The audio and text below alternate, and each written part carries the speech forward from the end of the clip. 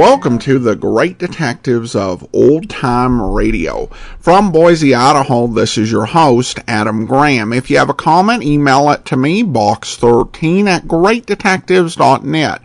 Follow us on Twitter at Radio Detectives and become one of our friends on Facebook, facebook.com/Radio Detectives. A reminder, you can get your Great Detectives of Old Time Radio t-shirts over at t-shirt.greatdetectives.net. That's t-shirt.greatdetectives.net.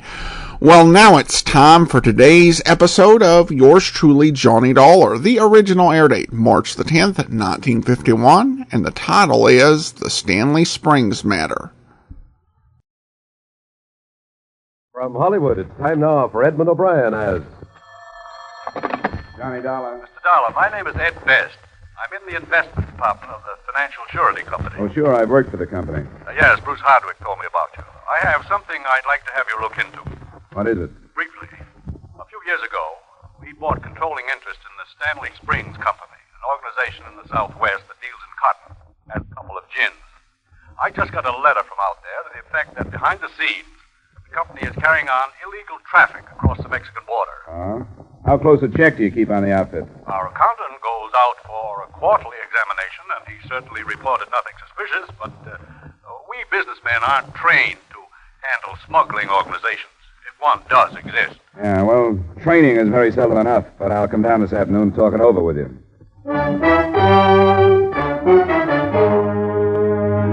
Edmund O'Brien in another adventure of the man with the action-packed expense account, America's fabulous freelance insurance investigator. Yours truly, Johnny Dollar. And as his special guest this evening... Yours truly, Olga San Juan.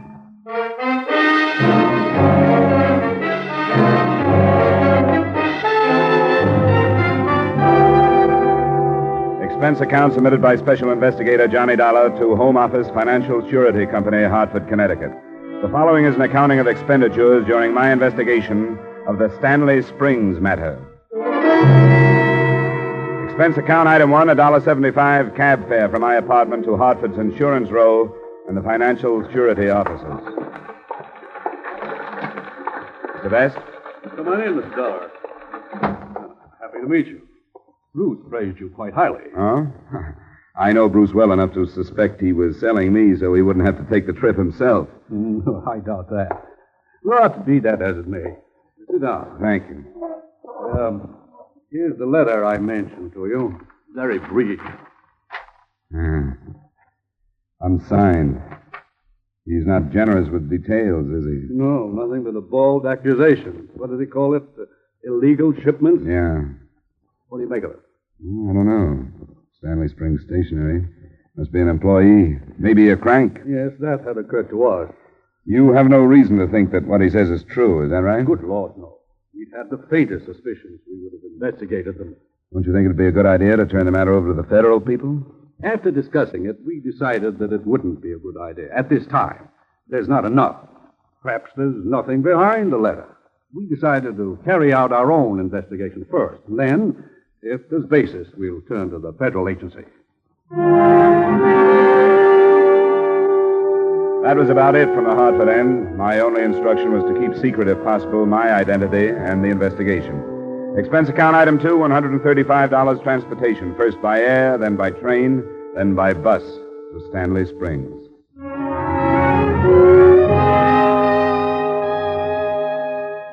I arrived there late in the afternoon, and at first I couldn't see the true character of the town. It was dusty, set in a depression of the desert that's called Stanley Springs Valley. It was a company-built town.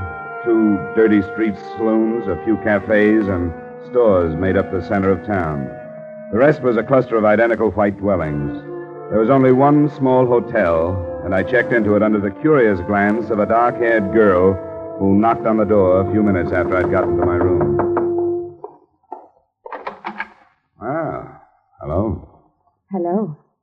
Are you busy? I know, not at the moment. Then could I come in? Sure, I don't see why not.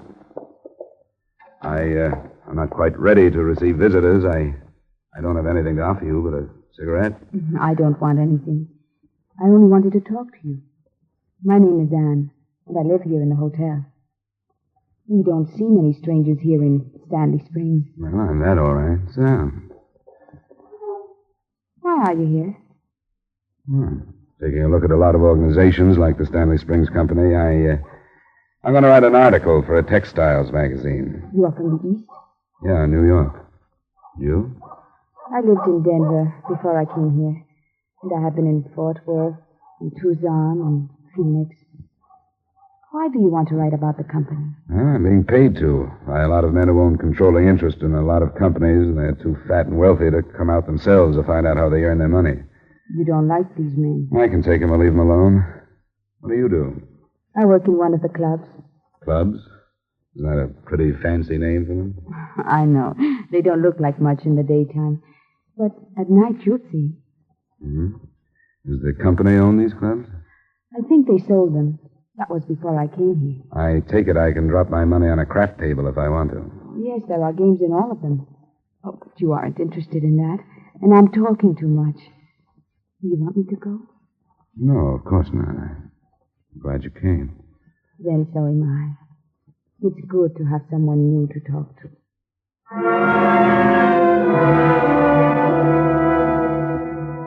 She stayed about an hour, long enough for me to learn, among other things, that her name was Anne Salava and that she sang.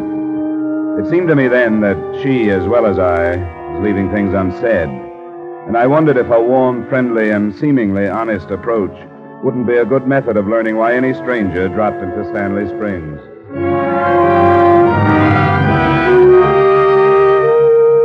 I didn't do anything that first evening and night but recover from my long 15 hours of travel. The next morning, I started out on the only lead I had, the unsigned two-sentence note on company stationery. There were 3 men in the Stanley Springs office when I got there. One of them was Norman Stager, manager. Well, that's interesting, Mr. Dollar. What sections have you been through in your survey? I came up through the southeastern states, then through Oklahoma, Texas, Arizona, California, now here. Quite an extensive trip. They seem to think it's worth it. You will find us about the same as the rest of the ginning concerns, except the ones that handle American upland cotton. They use saw gins. We use roller gins. You'll find nothing new here. I won't bother you, Mr. Stager. I'd like to talk to your personnel, go through your warehouses. Could I meet the men here in the office? Yes, you can meet them, but I'd rather you didn't talk to them until after we close tonight. We've got a lot of work this week. I'm sure, anything you say. Come on. Oh, Phillips. Yes? Meet Mr. Dollar. Came out from the east to look over our plant. How do you do? Mr. Phillips? Phillips is our chief clerk. Mr. Dollar is going to write a magazine article. Oh, I see. I want you to help him with any information he wants, Phillips, but not until after hours. All right. Phillips is through at 5. You can meet him then. Fine, I'll see you, Mr. Phillips. Yes, that's fine. This is Childs over here. He's our shipping clerk. Mr. Dollar, Childs. Hello, Mr. Childs. Howdy. You're going to write us up, huh? Hello. Try not to get in the way. Say, you've got a shipment going out this morning, haven't you, Childs? Yeah. Maybe Mr. Dollar can go out and watch the bales being loaded. That won't slow things down. Oh, sure. I'm going out now. Good. You can get an idea of the size of our shipments. We send one about like this every other week. Like with the girl, there was nothing there in the office that I could put my finger on. Only things to wonder about. Like the quick look Phillips, the clerk, threw at me when I was introduced, and something about the tone Stager used with him. I went through the formalities of watching the loading operation and noting the number of bales, and then returned to Stager's office for my meeting with Phillips. Oh. How are you making out? All right, Mr. Stager. Phillips here? No, he isn't. He was feeling sick this afternoon. Let him go home at about 2:30. Oh? What's the matter with him? I don't know. Something with his stomach. I think he worries too much. Doesn't seem like he'd have very much to worry about in his job. No, he wouldn't, but I guess it can be quite a strain if you let it. Now, me, I don't worry about anything. Well, that's the way to be, all right. I'll find him at home then, I guess, or if he doesn't feel good, I can wait till tomorrow. You'd better catch him. Maybe he's sicker than he thinks. What do you mean? Just what I said. Maybe he's in worse shape than he realizes. I hope not. Why do you say that, Mr. Stager? Well, it just seemed to me that he acted kind of funny when I introduced you to him this morning. Didn't you notice? No, I guess I didn't. I've had my doubts about him for quite a while. I think there's something wrong with him. Like what? Something about his past that he's hiding. I've even thought he may have had a criminal record. When he met you, it was almost like he was afraid you'd come out here after him. It'd be easy enough to check if you wanted to. We could phone the state authorities. Oh, not yet, Dollar. Let's wait till after you talk to him. Find out how he reacts. He lives in number 18. That's on First Street. Okay, Steger, thanks. I'll go right over. I would. Let me know how you find out.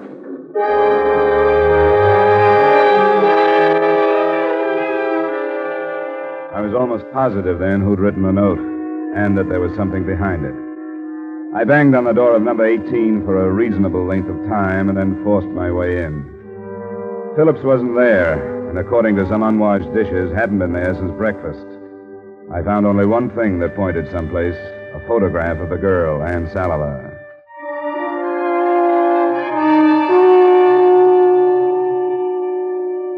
I didn't find her at the hotel when I got back, so at 8 that night I walked into the club where she worked. She was singing as I entered.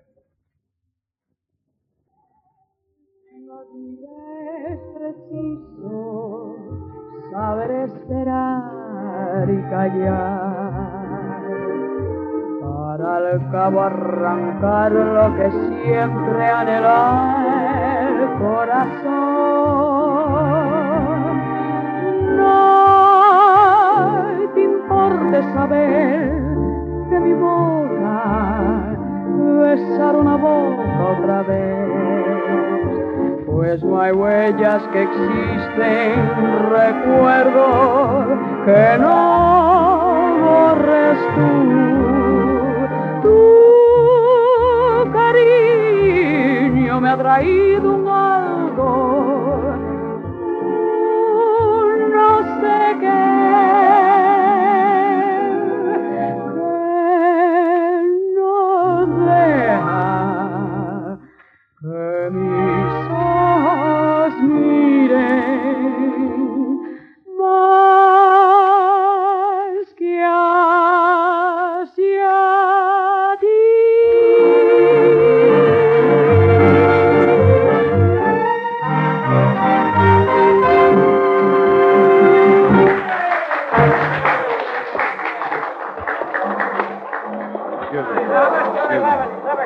Oh, Ann.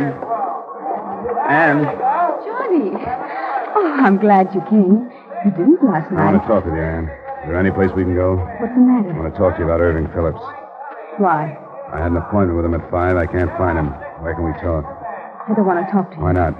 Please leave me alone. You know where Phillips is? No, Why don't you want to talk about him? I don't know. Because he wrote a letter? I'll try to come to your room after I finish. Don't talk to me here. It will be about 4. All right. I'll wait for you.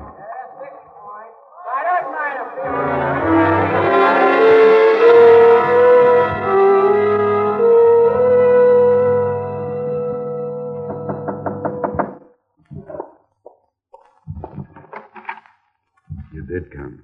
I wondered if you would. Who are you? I think both of us would have been better off if there hadn't been any deception.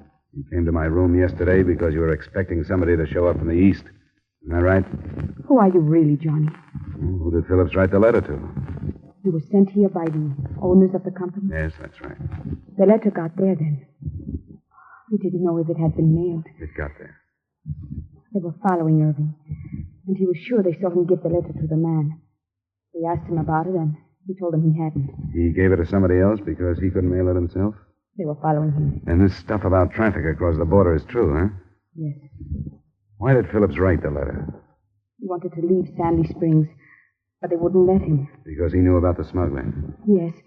He didn't have anything to do with it, and he didn't try to find out about it. But he learned about it, and they knew it. So they couldn't let him leave. Yeah. How much do you know about it, Ann? It's narcotics. A cotton grower right in the border brings it up. Doesn't that put you on about the same spot as Phillips? They won't let me leave. Irving wrote the letter because the only thing we could do was to tell somebody else about it. And now you know. We'll do something about it. What, Johnny?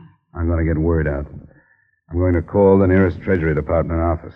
Oh, no, Johnny. This is Stanley Springs. The company owns everything, and Steger has thought of everything. There's only one telephone in town. That's in the company office. I'll have to use that one, I guess. You go back to your room. I'll get word out some way. It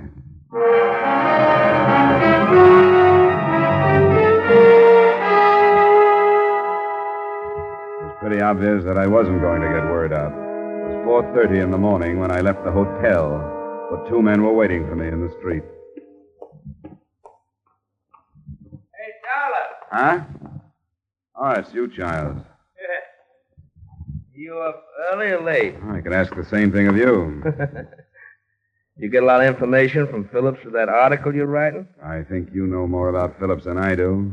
Well, the way he acted when he met you, I thought he was afraid of you. I wondered if you'd seen him. What are you driving at, Childs? I didn't see him. I went to his house. He wasn't there.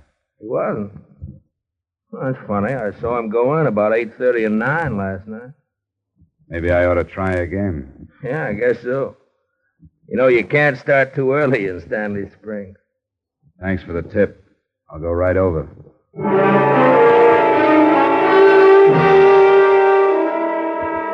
I figured it for a cat and mouse game. They wanted me to find Phillips, and I did. Phillips was dead from a bullet wound in his temple.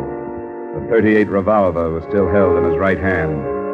Except for one completely worthless bit of evidence, Irving Phillips' death was apparently a result of suicide.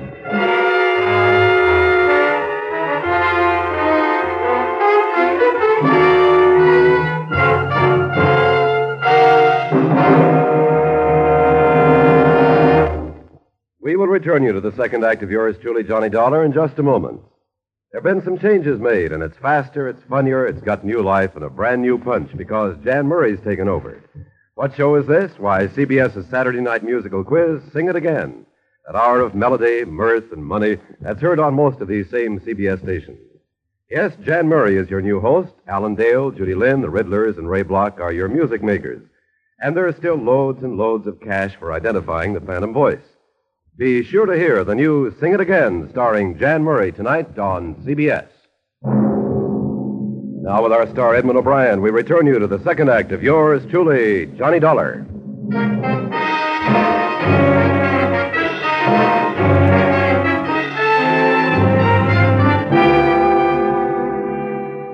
A brief and faltering examination of the scene was made about an hour later by an aged deputy sheriff, Stanley Springs' only law enforcement officer. He didn't ask for a statement. I didn't offer one because I knew it would be useless. I watched the removal of Phillips' body, and then with Childs and the other man following me, I went back to the hotel.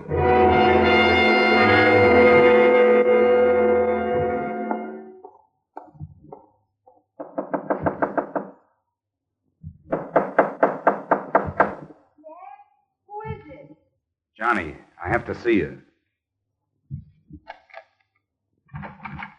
Oh, I was asleep.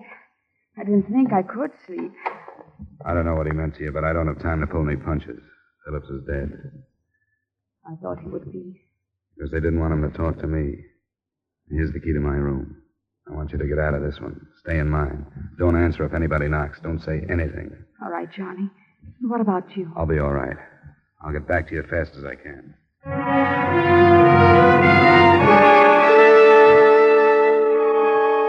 With the two men still tailing me, I found an early cafe and spent some time over coffee. I knew what their mission was, but to check it, I started toward the bus station at a little after 7:30. When I got within a block of it, they started to close in, and they were ready to jump me when I reached the point directly across the street from it. It looked like I was in Stanley Springs to stay. At 8:15, I walked into the company office again. Ah, good morning, Dollar. I was hoping you'd come in. I wanted to talk to you. About what? Why, about Phillips, of course. I told you I wondered about his past. It's behind his suicide anyway, do you know? I know it wasn't suicide, Steger, if that'll help you. Why, of course it was. The gun was found in the man's hand, wasn't it? Yeah, but he still smelled of chloroform when I saw him. Chloroform? It wasn't mentioned to me. Well, I wouldn't worry about it if I were you. I understand the traces disappear in a short time. But let's understand each other. You and I know that he was chloroformed, that when he was unconscious, a gun was put in his hand, that it was pointed at his head and somebody helped him pull the trigger. You saw this happen? It happened. But the tests will prove that his hand fired the gun. You and probably a couple of your men know he was murdered, and I know it. As far as proof goes, you're safe. For a textile writer, you seem to know quite a bit about these things. I think we understand each other now, Steger. I hope you do. I know you've been sitting on a good thing probably for a long time. The whole town has been a front for you. You control everything. But trying to control me is a different proposition. I guess I didn't realize that. Your men have made it clear that they won't let me leave town. Things will change. You're right, they will. The people who sent me out here suspect you're dealing in contraband. What do you think they'll do? Forget it if they don't hear from me according to plan? You can worry about that, Dollar. I'm not going to. I don't know what you're talking about. You made a lot of empty accusations. The only reason I can think of is that you're a stupid, stumbling bum. Well, if it's that way, I guess you won't mind my using your phone. Get away from it. Child! Put it down. Stop him, child! Move, Clancy! Put it down, Dollar. Yeah, behind him, Clancy. Now, let me have him. Hey, come on, get up, Dollar. Get away. Come on, get up. Let go. Yeah, sure, I'll let go. That's enough, child. Empty accusations, Steger? The company rule. Nobody uses that phone but employees. Now, get out of here and get yourself cleaned up.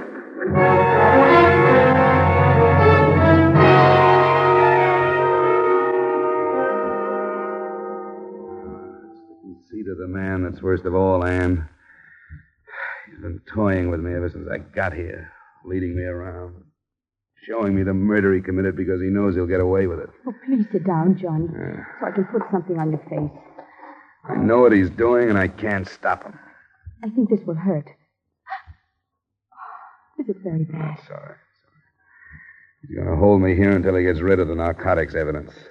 Then there won't be a thing I can prove against him. Oh, wait, Johnny. Your forehead. Ooh. Oh, I'm sorry. Does it hurt? Yeah, that one does. There's only this one more. There. You aren't very pretty now, Johnny. Come here. Yes. How can you be so calm about this? Aren't you afraid of them? I've been afraid of a lot of things. What things? I don't want to talk about them, Johnny. I've made my life the way it is. I didn't have to come to Stanley Springs. Okay. We'll leave it at that. Why do you want to know about me? It's been less than 24 hours, but it seems like I've known you for a long time. I know. I guess meeting like this in trouble does that sort of thing to people. I have heard that life goes very fast when there is danger. Oh, you haven't slept, and you should. Do you want me to go? No. I don't want you to go, not for a while. All right, Johnny. I've been trying to think what this day would have been without you. If I've helped you, I'm glad. Only a few times in my life when I've been driven to the point where I could kill a man. I reached it today when Steger and his men kicked me out of that office. I think if you hadn't been here, I would have gone back to it. Oh, I think it would be better if you forgot all about that. Forgot it? I'm afraid that's a luxury that's not allowed me. I'm not paid to forget. Even for a little while? I'll only stay for a little while. You haven't slept and you should. But tell me about yourself. Where you live. I've wondered so many things about you.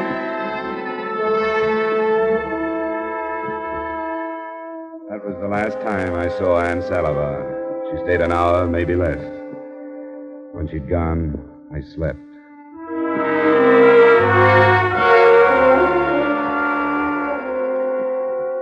There hadn't been any secrets left between Norman Steger and me after our last meeting. I told him what I knew, and he told me how he felt. Because of that, I thought Anne Salivar was no longer in danger as a giver of information. That's why I let her leave. But after I'd rested, I went to her room, and she wasn't there. The desk clerk told me that she left with 2 men, and his description came close enough to fitting Childs and the other man who'd been following me. This time, when I started for the Stanley Springs office, I was carrying an automatic. Well, Mr. Dollar, I thought you'd had enough out of this office. That's just why I came back. Where is she? Who? Look, the time for tossing words around is gone, Childs. Where is she? You know that gun don't make you mayor of this town. If you use it, you'll be cut down before you can move 100 yards. I won't have to use it if you tell me where she is. I don't know what you're talking about. Where's Steger? He's out. Where? I don't know. Where, Childs? I don't know. You took her out of the hotel. The clerk told me that. Where'd you take her? What did you do with her? I don't know what you're talking about. Understand this, Childs. I'll kill you if I have to. Now, where is she? I don't know. Where is Steger? He's out in the warehouse. Which one? Number 3. Take me out there. No, I won't. No, wait a minute. Now, take me out there. Take me out there or I'll kill you. I mean that. All right, I'll take you out there.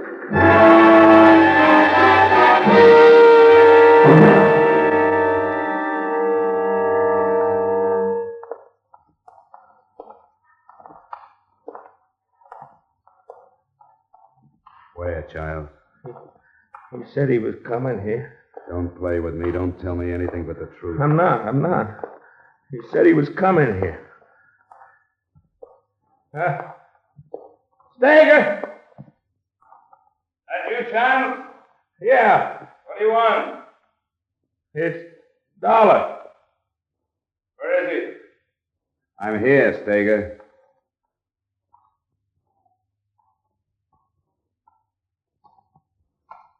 Haven't you gotten yourself into enough trouble, Dollar? Yeah, honey. What's the matter with you, Charles? He hit me with a gun. You're liable to find yourself in prison, Dollar. Do you know that? I've thought about it. Armed assault? That's a felony, I believe. I want to know where Ann Salivar is. Didn't know you were acquainted. Yes, you did. Tell me what you did with her. I didn't do anything with Where her. is she? I don't know. This is another example of these halfway accusations of yours with no proof. You can't find her. It's quite possible that she left town. You wouldn't let her do that. You don't know what you're talking about. And I've heard enough. I think you've lost your mind. Steger, don't. Don't leave. I'll kill you if I have to. No, you won't, Dollar. Because you don't have proof of anything. Well...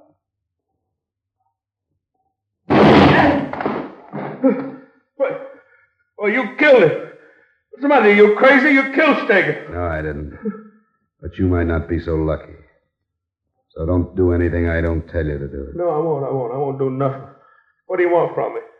Take me to that deputy sheriff. I want to be arrested.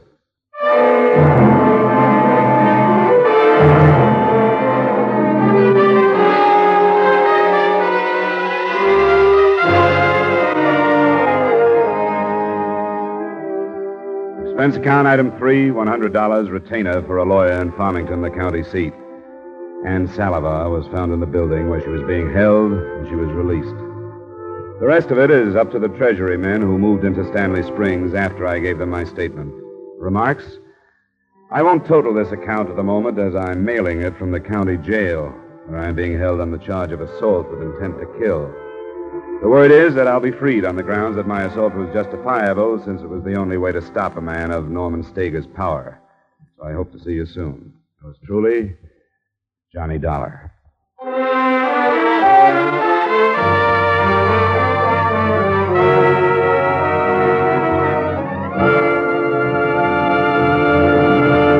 Yours truly, Johnny Dollar, stars Edmund O'Brien in the title role and is written by Gil Dowd with music by Wilbur Hatch. Edmund O'Brien's special guest this evening was Olga San Juan. Featured in tonight's cast were Ray Hartman, Bill Conrad, and Herb Butterfield. Yours truly, Johnny Dollar, is produced and directed by Jaime Del Valle. This is Dick Cutting inviting you to join us next week at this time when Edmund O'Brien returns as... Yours truly, Johnny Dollar.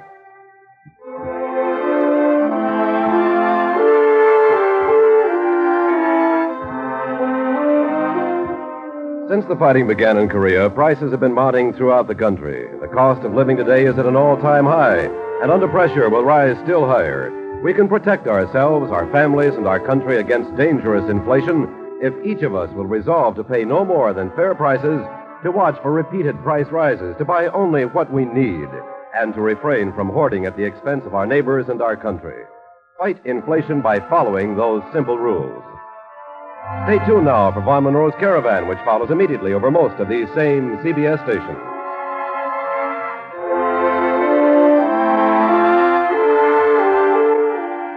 This is CBS, where you laugh at Jack Benny every Sunday night, the Columbia Broadcasting System.